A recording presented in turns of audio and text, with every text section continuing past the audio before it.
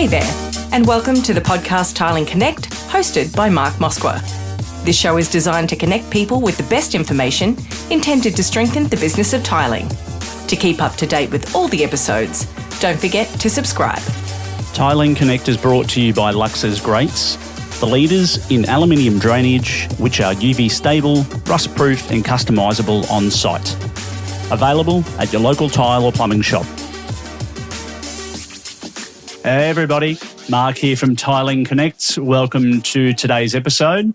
I have another amazing guest on with us today and very honoured and privileged to have Adam Pilling from ASP Contracting all the way in Geelong, Melbourne with us today. Adam, thank you for being a part of the show.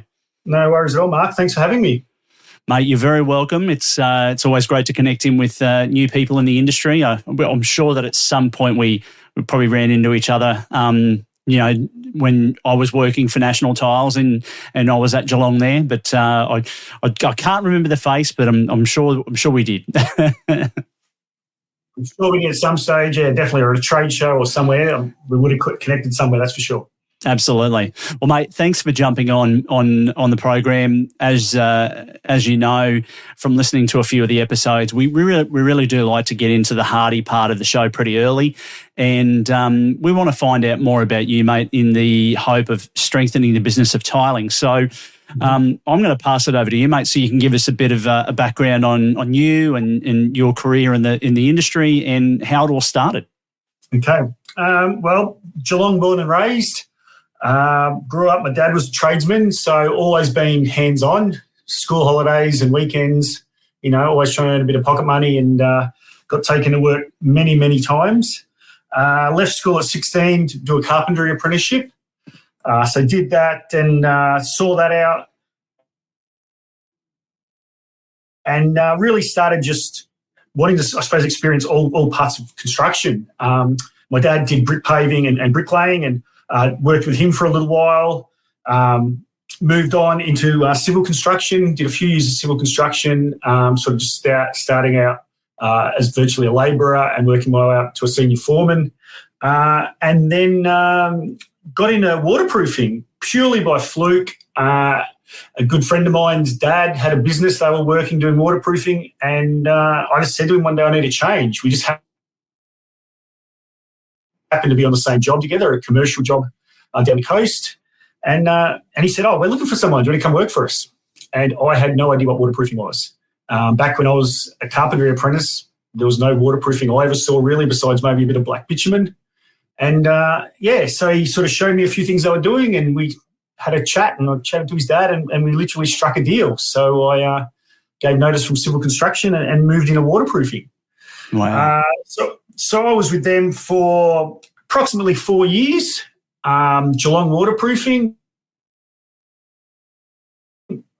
The good thing was we did the standard domestic waterproofing, balconies, bathrooms, that sort of thing, but we also did a lot of confined space work, a lot of sewer rehabilitation work, and a lot of remedial work.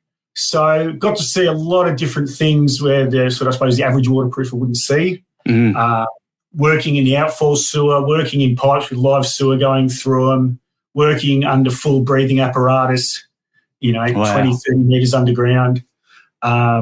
We did crack injection, we did polyurea spraying, a lot of different concrete repairs, high-strength concrete repairs, repairing sewer pits in roads where we had to get the sewer pit sealed and repaired, and then the traffic had to be running over it within an hour or two.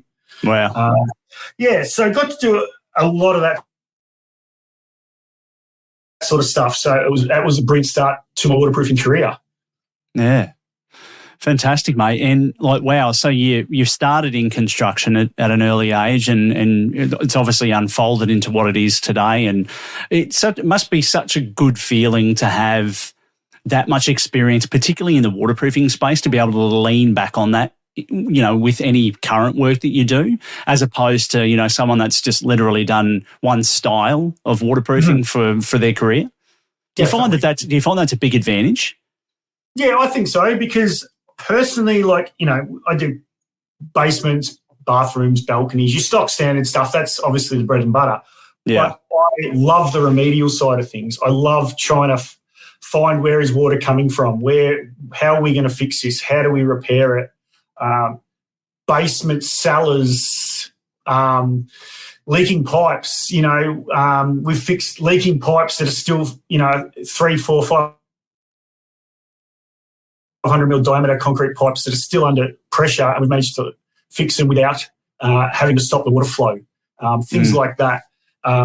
Those sort of things, I really, really enjoy them, and it's brilliant, and it keeps it interesting because it keeps your mind going, and then you obviously relying on some brilliant products as well to help with these outcomes.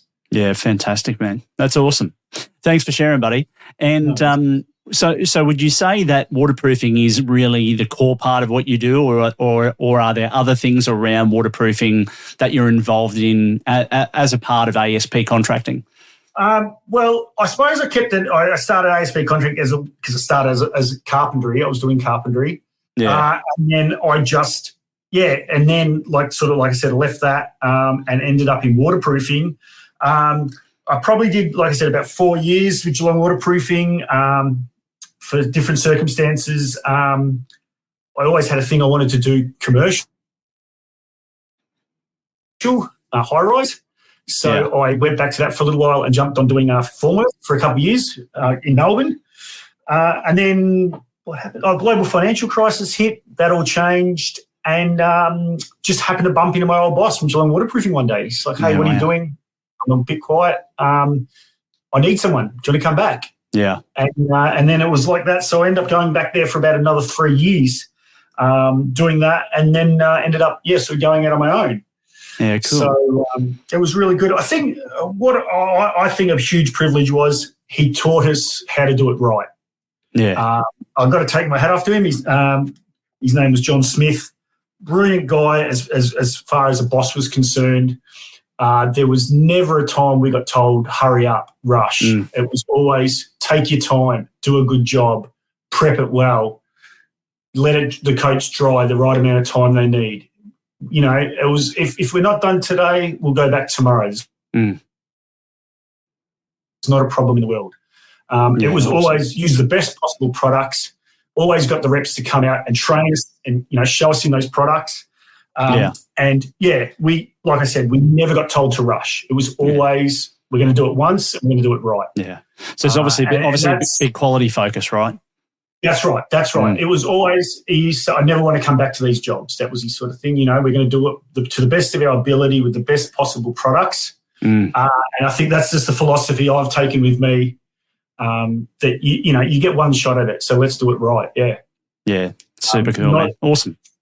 Yeah. It's good. It's really good to have conversations with people like that are very intrinsically passionate about, that quality part of the industry and delivering quality. And I'm not to say that everybody's not, their intent is to deliver quality, but sometimes the environment that you're working in, it's very difficult to achieve that.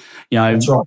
People, other trades, time, could even be sort of council or government impact, so it's awesome, mate. Keep that up. Yes. Mate, can you give us a bit of an idea? Can you give us share with us a particularly challenging project that you worked on, and how you overcome any obstacles on that to achieve a successful outcome? Yeah, we had one. It was a commercial building, 5-story office building in Geelong City. It was leaking. They'd had a few different contractors come in and say they'd fix it, and basically sort of patched it, I suppose you'd say, and to the point where I got recommended, and I think I was the third or fourth contractor to come in and have a look at it. Yeah, wow. And it was an old bitumen torch-on membrane roof. Oh. And, I had a few ideas and what I thought about it. But again, I called in, a rep to have a look at it over with me. They gave me a specification. There was always this talk of having to take all the bitumen up. Yeah. And then when, the reps came in, we had a bit of a look. No, we don't have to take it up. There's primers that we can go over it and we can coat over it. We can use a UV stable product. We ended up using a product with UV solar reflectance in it, so it actually helped keep the building cooler as well as being a membrane. Oh, wow. Yeah, and and I think being able to go to the client and having this spec from the manufacturer to say, well, this is how they've spec'd it, this is the product used, and this is their guarantee and their backing. The client said to me they were very impressed with that to have that straight away and to see that. It was quite a sort of big project for myself, so we broke it up into a couple of different stages. And the outcome ended up being brilliant. It was a sort of a happy outcome for everybody. Client was wrapped. I was really happy with it, and the product manufacturers are really happy with the way the whole project turned out.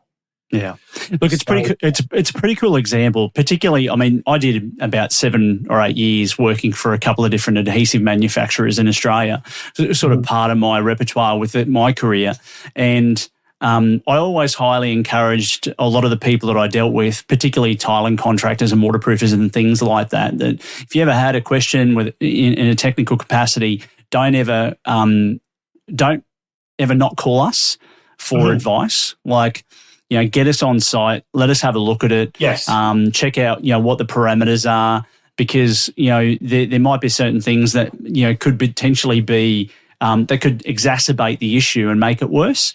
Yes. But you want to have, some sort of, I suppose, the people that I work with at the time wanted to have some sort of guarantee that whatever system that they use next was going to be somewhat bulletproof and fix the issue. And I wish more people would do that. I know that there's a group of people out there that definitely lean on all of the different adhesive manufacturers around there, and there's tons in Australia. But certainly, I imagine that you would share that it's really important to actually have those relationships with the representatives of the glue companies and the waterproofing companies. Totally, 110%. Yeah, I think everything. We're constantly got new products coming out in the market.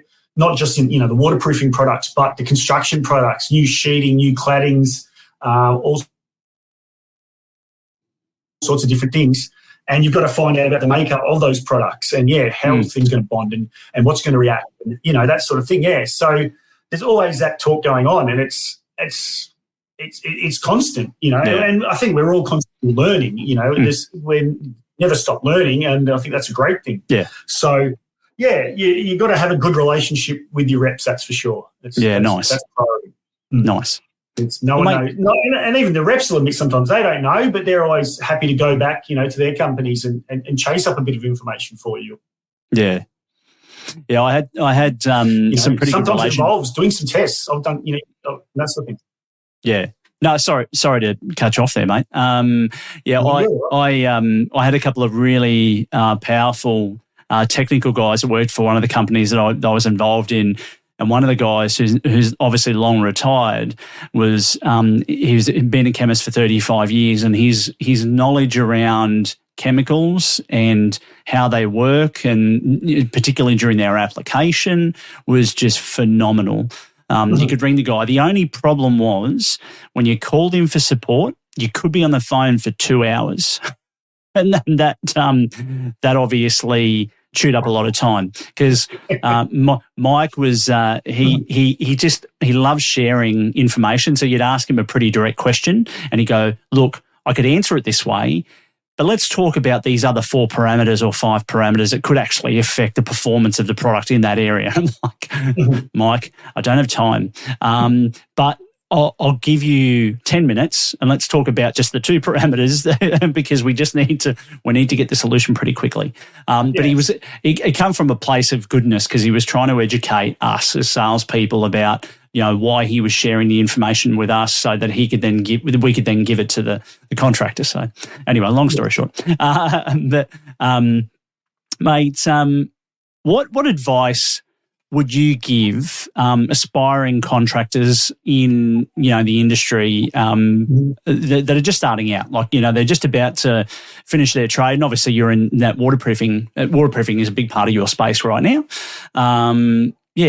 Tell us more. What advice would you give anyone that's just starting out? Don't cut corners. You have to do the preparation. You have to do the base work. You have to do the starting things. Basically, I say to people, putting the membrane on is the easy part. You've always got to know your substrate, make sure it's prepared right, make sure it's clean, make sure it's tidy.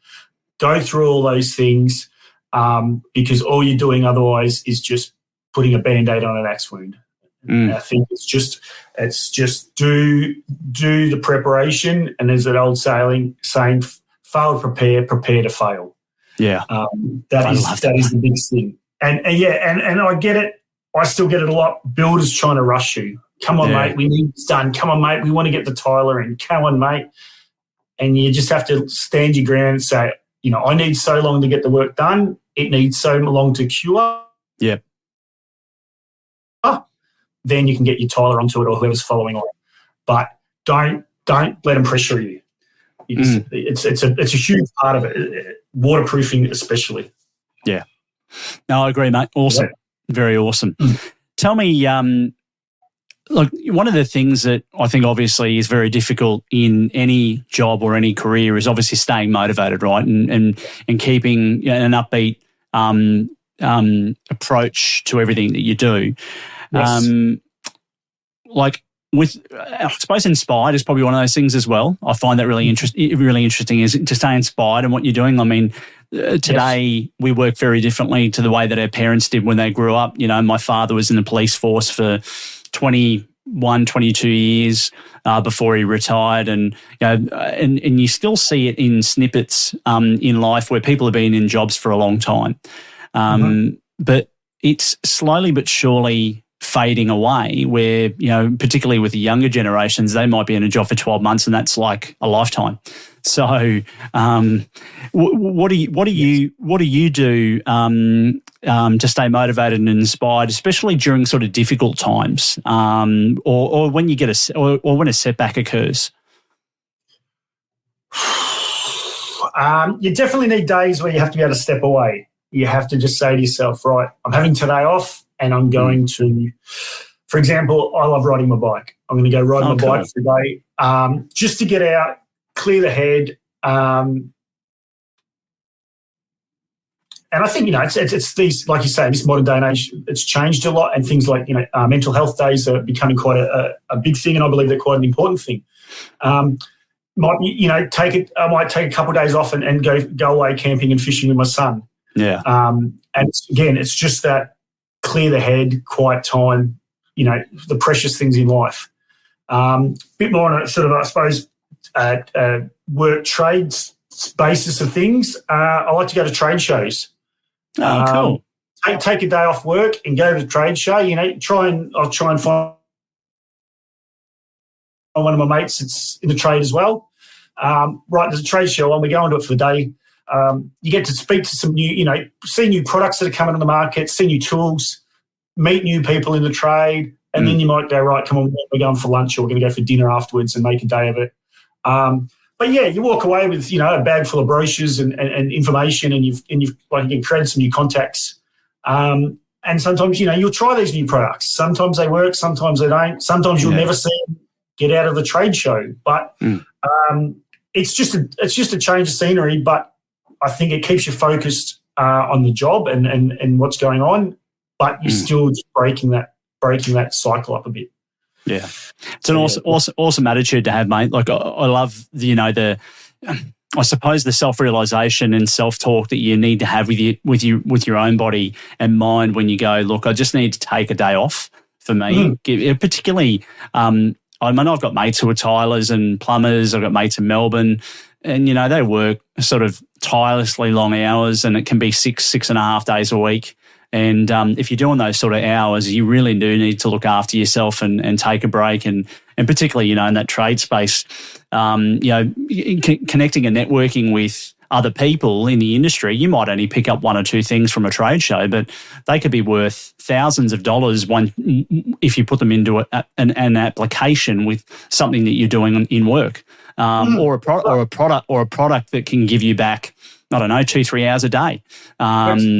So new technologies and things like that. So yeah, cool, man. That's awesome. Yeah. I like it. Yeah.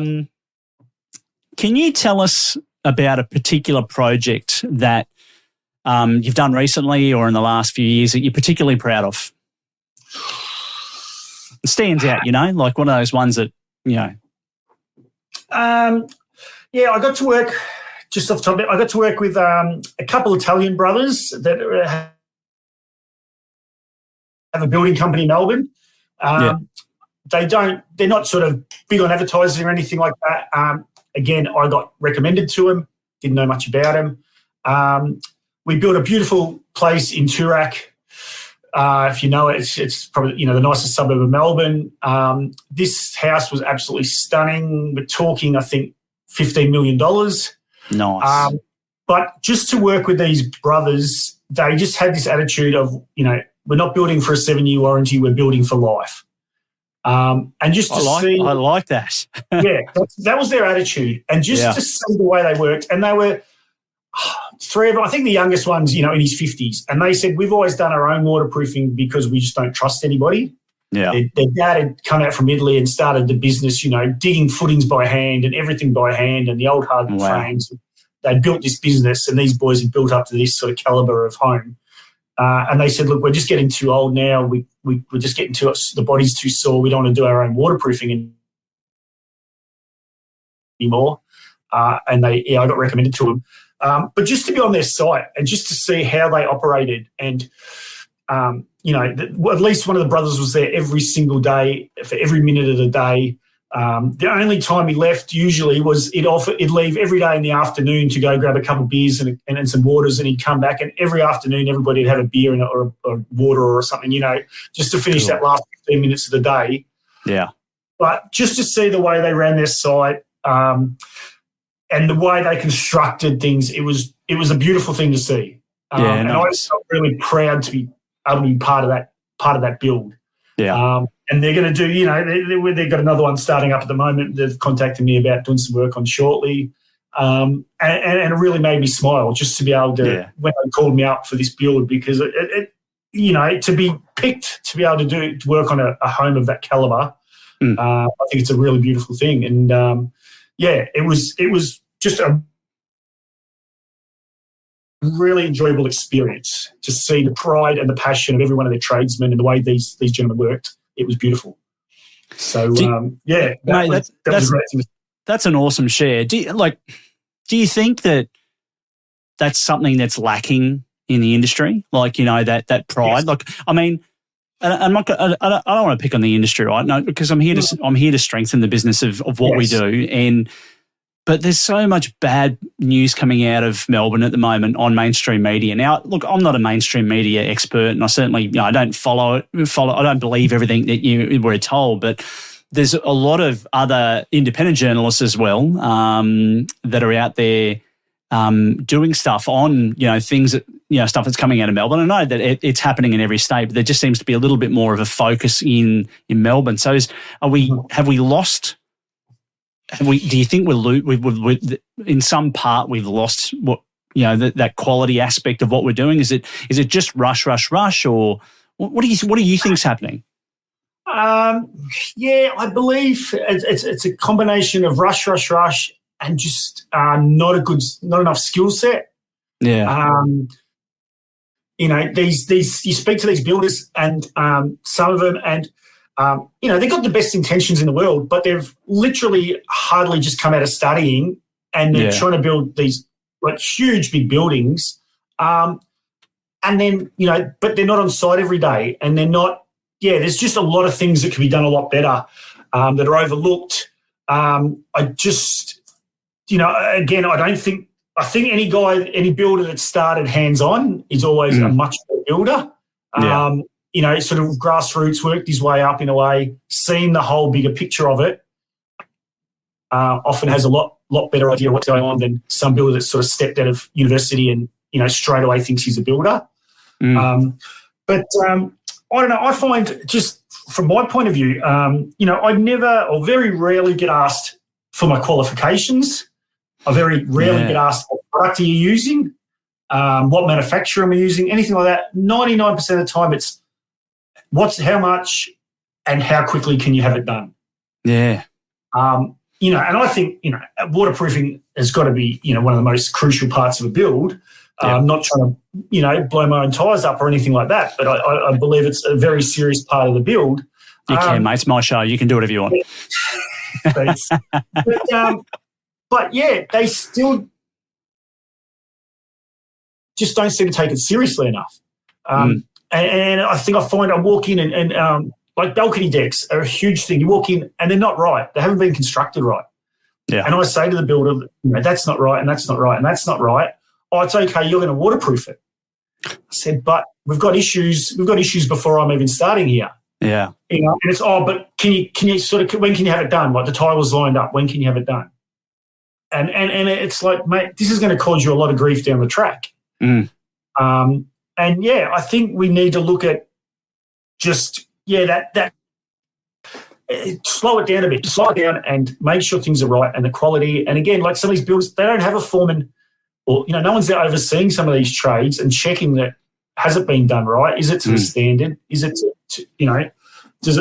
does it work? Yeah. So I think those things could change a lot, definitely. Yeah, absolutely. Yeah, look, and I think it's one of those topics that you could probably spend an entire episode on talking about, but certainly, look, I've got a good friend of mine who I'm actually coming down to Melbourne this week. A good friend of mine's a plumber, and he's methodical, like with his workmanship, and we talk a lot all the time because obviously I'm in that building product space, and he's in the trade, and he's a really good mate of mine, and we'll sit there and hash it out for hours on a Friday night, probably this Friday night. Probably be a few bottles of red wine involved. And, we'll just talk about, his work and what he does. And he does a lot of bathroom renovations and dentistries and things like that. And he just has such a high expectation for his business and for the people who work for him. It's phenomenal. It's not something that you come across a lot because, people are usually just in there to make it happen, get it done, get out, get to the next job. And that's a cycle, right? It's on repeat. Yes. And, I saw a post today on Tile Geeks on Facebook with the tiling crew, and there was a bit of a debate on there about a price, and the contractors on there do ask the community quite a bit for advice on what to charge, or whether or not what they're charging or what they've quoted a particular job is too high or too low. And this particular one jumped on there today, and this guy was asking the community about a price that he quoted a client for a lay on some big format porcelain tiles. This was his price. I won't go into the particulars, but this was his price, and was it too high? Because the client had turned around to him and basically said that the next best price was about $60 cheaper per square metre. The lowest, according to the client, was $40 a square metre for lay. And I'm like, well, there's something wrong with the $40 price, because there's no way that you're laying a 1,200 by 800 tile for $40 a square metre. I don't care who you are. And if you are, there's probably no adhesive underneath the tile. But yeah, it's just really, it's interesting. I don't know where I'm going with this, but I'm wondering whether or not a lot of the education needs to actually happen at the interface with the client. With the clients are just where do they get their expectations around what pricing should be? Because it's not widely advertised online. I mean, anything that's online is not super accurate. It's like I've seen it and I've gone, yeah, that data's not right for Australia. Yeah. But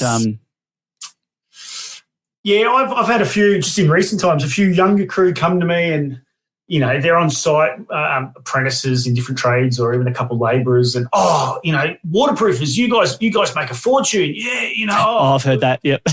And what do we have to do? And I had one guy the other day say, I've rung National Tiles because I heard you can do a half-day course and then you're a waterproofer, you get your ticket. I'm going to go do that. And I said, mate, it's a little bit more to it than that, Yeah. And I said, just, but it's sort of, I don't know, it seems to be, this thing that gets thrown out there that, tradesmen make huge amounts of money and it's so easy to do.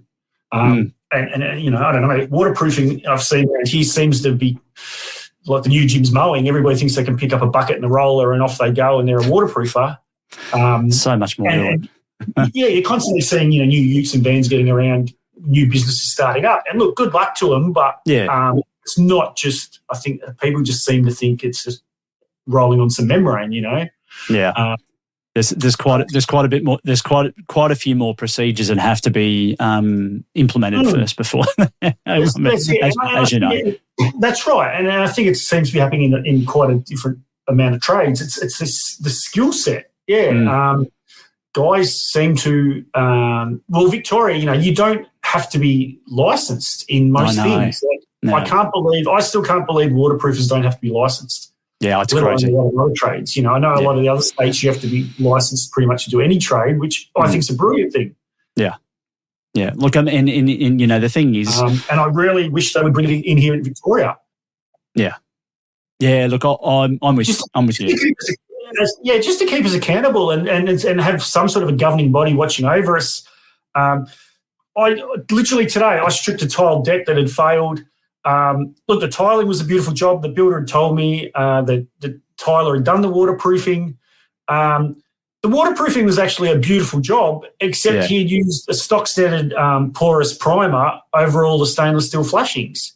So all the membrane had just lifted off all the flashings, where it was just a case of he needed a non-porous primer over the flashings. If he had done that, it probably would have been a very successful job, but, it's caused quite a substantial amount of damage. Yeah. So we're there fixing up at the moment. And that's it's just these things. I think and again, training. Just training and just knowing your products. None of us are experts, but we've always got to constantly be looking at these things. Yeah, and you need to be striving for more training and more education around products and yes. And we touched on this earlier, but trade shows, go and meet and speak to the reps and develop that relationship. It doesn't matter who it is. It doesn't have to be. I'm not going to mention any names on the show because there's so many of them out there, and some of them have been on the show previously. And look, they're all great companies, and you just need to make a decision about who you want to align yourself with. You may want to have 3 different brands that you use on different jobs because that's what you prefer. But have the relationship with the technical or sales reps so that you can get the right advice. And have a little and sleep a little bit more comfortably at night, knowing that an expert is giving you that advice, and all you've got to do is follow it. Just apply it the way that they said. And if it's a very sensitive job, and I think I'm pretty sure that most of them still do it, get a technical report written on what the procedure is. If that means and give yourself enough time, give yourself, so if the job's coming up in a few weeks, get on and do it today. Don't go, I'll give them a call a couple of days beforehand. The technical chemist won't be able to write a report in 2 days. Or they just can't drop everything for one person. But if you plan it out and then you've got a documented procedure on what to do, and how good's that? No guesswork. No, I've done that several times. And I've be upfront with the builder or your client and say, I'm not too sure here, but I'm going to get I'm going to bring my company in, and I think even just it shows your client that you're willing, and I've had times they've seen the rep, come in to site with me. This is what we're doing. This is how we have to approach it. This is, you go over it. Yep, no worries. And they, like you say, they write you up that spec. Yeah. And then you can come to the client saying, well, this is how they want me to do it, and I'm going to follow this spec to the T. It's just another bit of backing. It backs you and it gives you confidence and it gives your client confidence. Yeah. And I think that's a great thing. A brief word from our sponsor. Are you looking for a water drainage solution that serves its purpose and adds a touch of elegance to your space? Lux's Grates are here to revolutionise your indoor and outdoor applications. Whether it's a shower, bathroom, balcony, pool, or any other area, Lux's Grates is the ideal choice. It's quick and easy installation that you can bang out in just over an hour. Their standard grates offer a classic and timeless look, while the next generation style adds a modern twist to your space. Lux's grates are made of high quality anodised aluminium, ensuring durability and longevity. Well, mate, look, I need to get myself back on track because I think I've railroaded the conversation a little bit. I do apologise.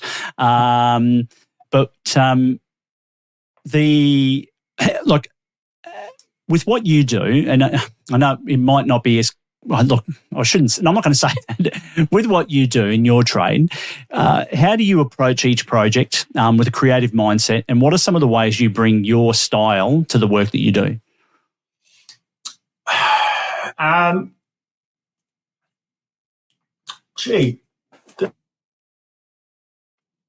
That's a good question.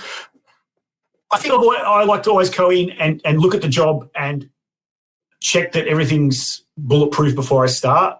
Like I said, like earlier, check all the flashings, check falls, make sure if it's a bathroom screed or even if it's a balcony or whatever, check it's got falls. The water is going to go somewhere. You never want water ponding, pooling in certain areas. Check the drainage. Things like puddle flanges and the drains, have they been installed properly? Once I know all that is right, then we look at starting, and then it's just, again,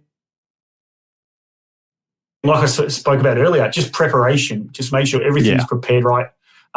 Even sometimes the biggest thing is keeping other trades away from your work, making sure you've got that time and that space to do your work, and maybe a case of bringing in some sort of barricading or something and making sure that the builder's aware that, we need this area for a certain amount of time and no one's going to come in and walk on it or track through it or carry stuff over it or whatever like that. Yeah. And then just being able to have that until the end time when you can say, right, here I am, I'm finished, it's done, and hand it over to your client. On that point, you mentioned about barricading off an area when you're working in it, right? So to give yourself some space and time. How important is communication with other trades and builders from your experience? And particularly, and to that question, like, I reflect back on, we're talking earlier on about, people just starting out in the industry. Keep that in mind when you answer. Like, how important is the style of communication with other trades and builders? Massive, absolutely massive. Especially like things just outdoor work. It's weather dependent. We're down here in Victoria, the weather can change every 15 minutes. But this is when you have to constantly be talking to the builder and saying, okay, I'm coming tomorrow, weather dependent. We've checked the radar, we've checked the forecast. It's looking good. And you're trying to, you're always trying to give them a time frame, and then it might be you cop rain in the afternoon or the weather changes for whatever reason. You have to just keep talking to them constantly. If it's, sometimes it's text message, sometimes it's calls. But yeah, waterproofing is one of those things, like most trades, you have to be so flexible. Yeah.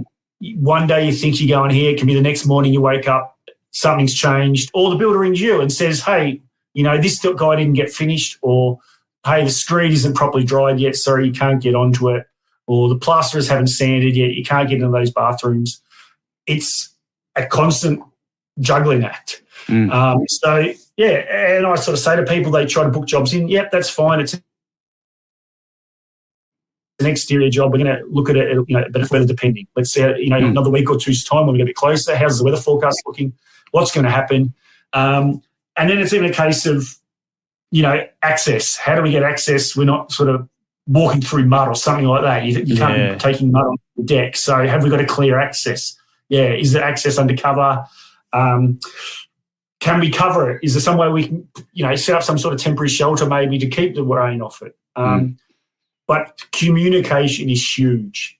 So would it be fair to say, sorry to interrupt, would it be fair to say that you have to take people on the journey with you from start to finish, and you just can't, stop that communication at any particular point in time? Like, get them at the beginning, and as you said, text messages. You've got Messenger these days. God, I think so many of us are actually DMing each other via Instagram, WhatsApp. That's right. I think, and you got to remember, that's right. Your builder might be trying to coordinate 5 to 10 different trades. Yeah. And so he's trying to work out when everybody's coming in, when everybody's coming out. You might be the linchpin holding up a certain thing, he needs once you're done. Of course, others are coming in. So he's trying to keep in contact with all those. And this, again, comes down, I suppose, quality builders often constantly have the same trades on their sites.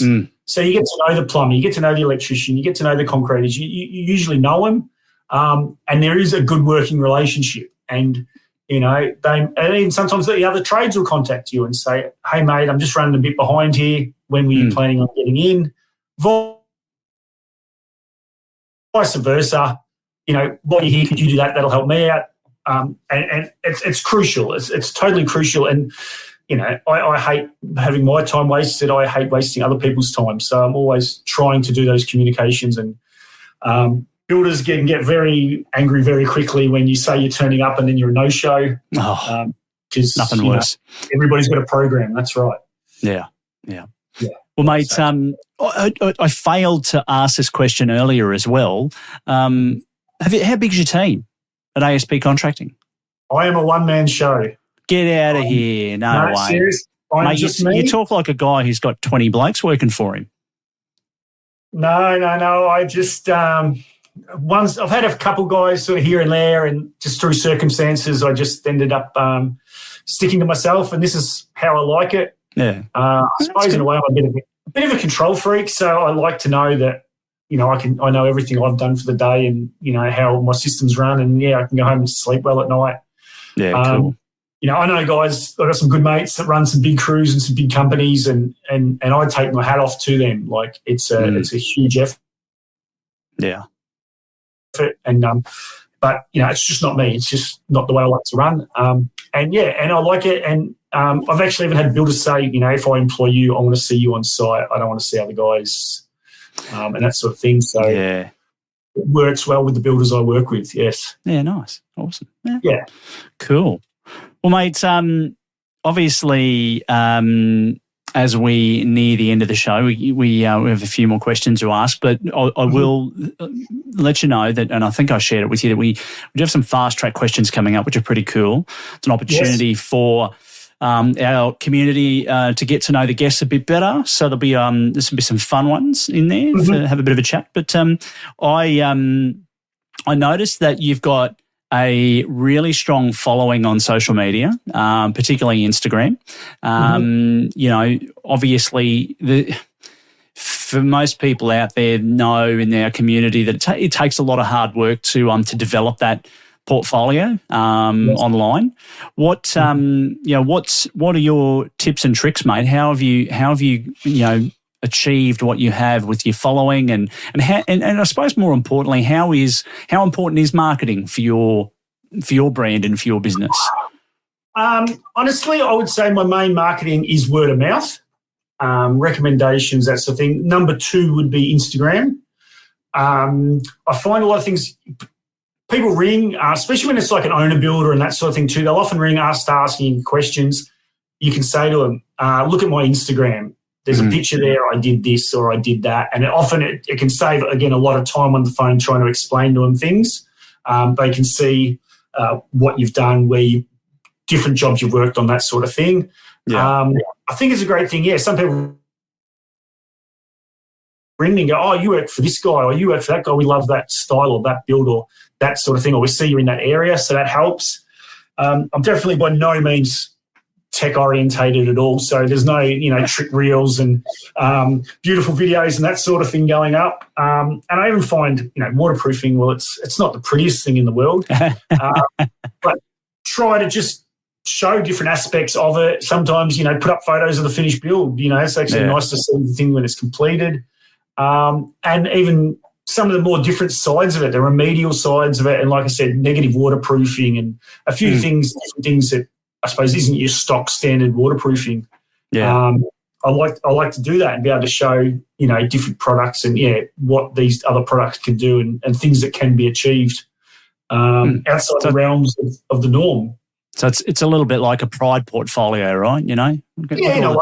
Look at how proud I am of the work that I do. Look back and remind yourself of different things you've done and see it. And, definitely. Would you? Sorry, I was just going to say, and on the other hand, it's great to look at, I love looking at other contractors' work, seeing what they've done in different projects, especially these ones that are a little bit outside the box. And you can see some of these other guys and they're super proud of their work too. and it's great to see. And, again, new technology, new things. We're building some amazing structures these days. And even, I love looking at, tunnelling works, bridge works, not just domestic builds. It's construction's a brilliant thing. Yeah, absolutely. Would you imagine Geelong's obviously, I don't know if I shared this with you. I think I'd probably tell everyone in every episode, but I spent 10 years in Melbourne and just moved back home to Queensland in late 2021. So I'm familiar with the area, and I actually worked for National Tiles when I was down there for 5 years. So that's where I know Chris and Ash so well. Yes, is the Geelong area? Right. You are right. Great guys. Sorry. The Geelong area, are there a lot of trades there in the waterproofing space, and would you consider yourself sort of a leader in that area? Do you get a lot of young guys coming to you for advice and things like that, or? I've got a lot of people on Instagram, a lot of guys asking me, hey, what did you do there? How did you do that? What product did you use there? That sort of thing. Geelong's moving ahead in leaps and bounds. A lot of subdivisions going in. It's growing at a rapid rate. I seem to do a lot of stuff down the coast. I head down to Lorna a fair bit, down the Great Ocean Road, Surf Coast, and also nothing wrong with that. And the and the Bellarine Peninsula too. So it's I suppose I love doing the architectural builds, the one-offs. Again, it keeps you interested. It keeps you thriving. It keeps you chasing more. It keeps your mind ticking how we're going to accomplish some of these things. Wide, varied sort of work zone, up to Melbourne, a bit around the Toorak area as well for a few builders. Yeah, cool. But you can't complain when you're driving down the Great Ocean Road in the morning to go to work, that's for sure. No, it was one of the first things I did when I moved down there was jump in the car and went for a drive down the Great Ocean Road and checked out places like Lorne. Without a map in front of me, my memory's shot, but there's some incredible places along that drive. That is just one of the must things that you have to do when you visit Australia. So yes, totally, yeah. Cool. Well, mate, I think we've asked enough work questions at the moment. Might come up again, and that's perfectly okay. But, mate, tell me more about Adam outside of tiling. I mean, who's the special people in your life, if you want to share, of course, with us? And, what's, obviously, these people inspire you to be the best version of yourself every day. And what hobbies are you involved in? Mate? Like I said earlier, I love riding my bike, road bike, gravel bike, just getting out, any sort of adventure really, camping, fishing with my son, big priority. I think personal life, it's a bit like your work life. Surround yourself with amazing people. Yeah. I've had a few trials and tribulations, and every time it's amazing people that you surround yourself with, and those people always shine in those times of when you really need somebody.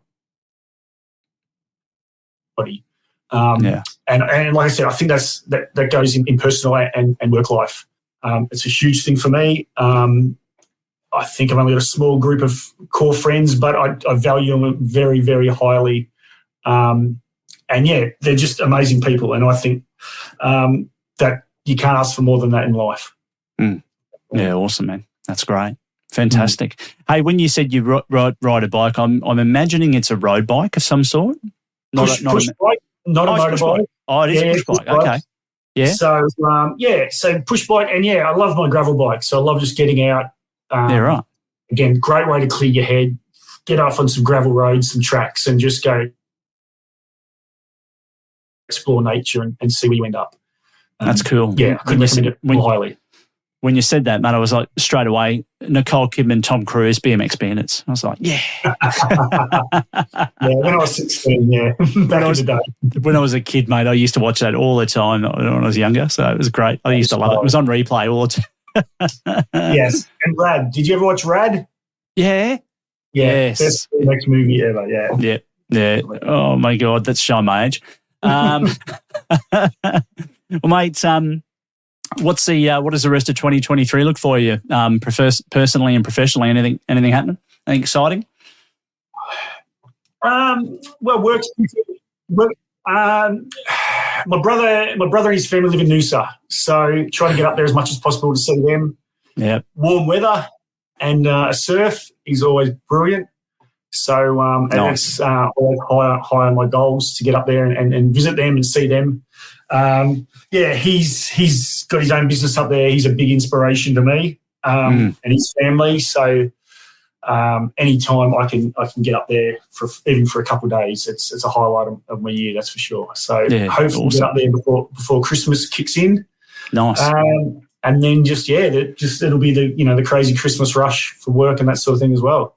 Yeah, we're starting to feel it already, mate. It's every day I wake up, there's more phone calls, more emails. People need things yesterday. It's pretty intense. Pretty intense. Definitely, yes. Well, mate, look, we're at the pointy end of the show where we really do like to ask some fast track questions. This is our final 4 fast track questions, just to get to know people a little bit better. And I do like to try and start with some fun ones. So I'll throw them at you, and we'll see where we land, mate. What are you not very good at?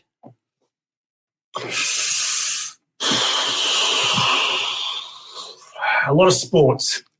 Okay. I wish I was more. I was a little bit uncoordinated as a teenager, but I wish I was better at sports. But yeah. Okay. No, good. What's one lesson that your job has taught you that everyone should learn at some point in their life?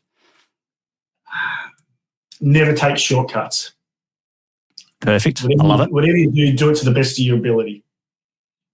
Excellent. Tell me about, now I've got a number here, but tell me about, it can be 3, but it doesn't have to be 3, right? I'm not going to hold you to this, but tell me about 3 most influential people in your life and how they've impacted you.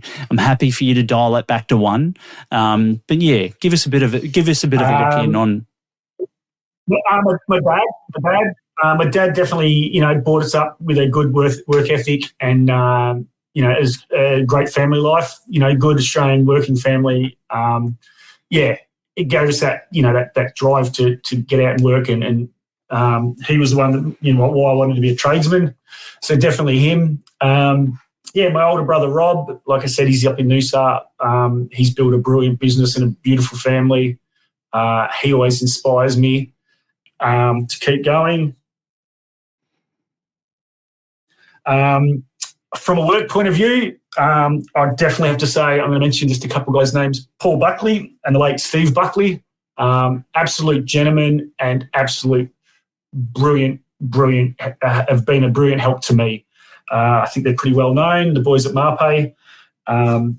They have been inspirational in helping me throughout my career, and I'd really like to thank him. And probably Steve Petrosky too. He's just it's just like they can never do enough, and that's a beautiful thing, and I can't thank him. That's awesome, mate. Shout out to the boys from Marpay in Melbourne. I know Paul and Steve. So thanks, guys.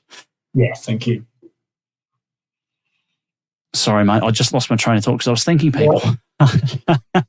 I'm going to go with, this is a good one. It's a cracker. If you could go back and give your 18-year-old self one piece of advice, what would it be?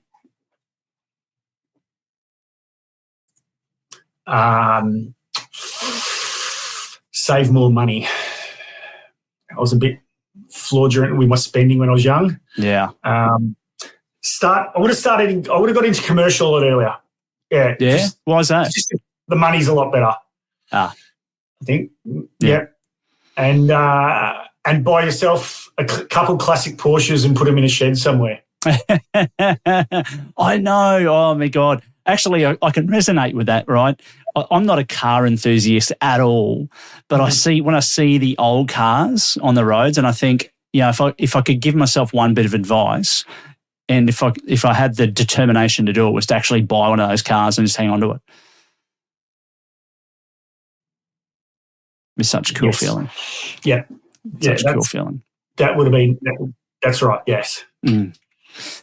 Well, Adam, you've been a bloody legend today. We really appreciate you being on the show, and I know when the community hears this episode, they will also appreciate you sharing what you have. And obviously, with that mindset of strengthening the business of tiling, and that's our philosophy. And there's a lot of different trades that go into making that successful. It's not just about tiling. There's stone and waterproofing and caulking and carpentry and. Tiling is my background in terms of the industry that I've been involved in, but certainly, waterproofing plays such an important role in most facets of everything else that goes over the top of it. So I know that people will want to reach out with you after the show and would love to put some information in the show notes. If people want to connect in with you directly, mate, how do they? What's the best way for them to go about doing that? Probably Instagram. I think that's most people are on that these days. Most people have got access to it. It seems to be where I get most of my, most of my people from, or email or phone. But all my details are there on my Instagram page.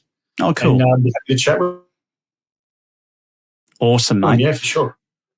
Fantastic, buddy. Well, mate, thanks again. As we like to wrap up the show, we really appreciate you being on. And until next time, mate, stay connected. No, thanks, Mark, and thanks for doing this. I think it's a great thing for the industry, definitely. Appreciate that, mate. I love this feedback, and can't wait to do more episodes. We're nearly getting close to the end of the year, but there'll be 2024 has got some pretty big things planned. So, brilliant! Can't wait to hear them. Awesome, mate. Take care. Thank you. Thanks for listening to this episode of Tiling Connect. Don't forget to rate and review this podcast. To see more of Tiling Connect, jump on our socials and follow us via LinkedIn, Instagram and Facebook. If you'd like to be part of the show, email us at tilingconnect@gmail.com. Until next time, stay connected.